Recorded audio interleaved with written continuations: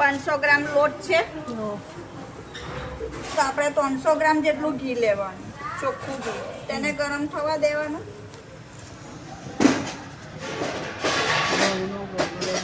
તેને અંદર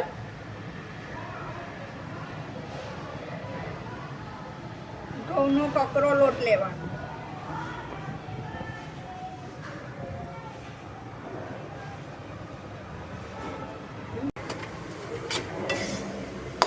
ગ્રામ રવો ઝીણો,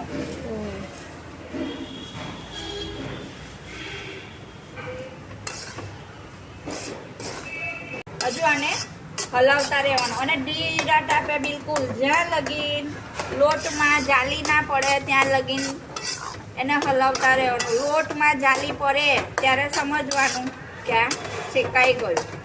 કોપરાની સલી નાખવાની,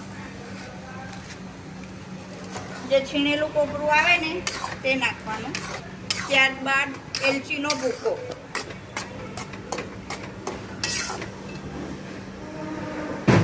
આમાં આપણે નાખીશું એલચીનો ભૂકો.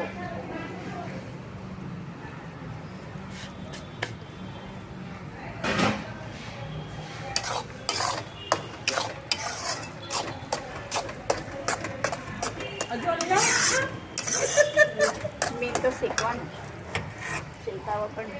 ત્યારબાદ દ્રાક્ષ, હજુ ગોળ નથી નાખ્યો, સૂકી દ્રાક્ષ. ત્યારબાદ ઘીમાં ફ્રાય કરેલા કાજુ. ત્યારબાદ ઘીમાં ફ્રાય કરેલી બદામ ના પીસ. પછી બધું નાખી દેવાનું.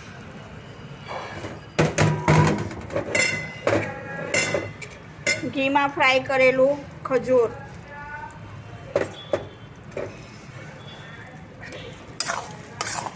હવે એને હલાવવાનું.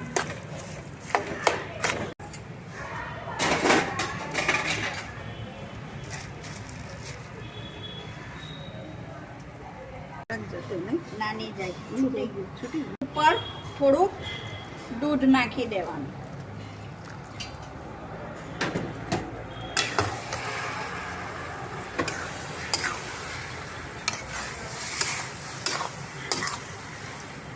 દૂધ નાખો એટલે સહેજ વાર ગેસ ફાસ્ટ કરી દેવાનો, એટલે બધું ઘી વધારાનું એક્સ્ટ્રા જે પણ ઘી હશે એ બધું ઘી બહાર આવી જશે.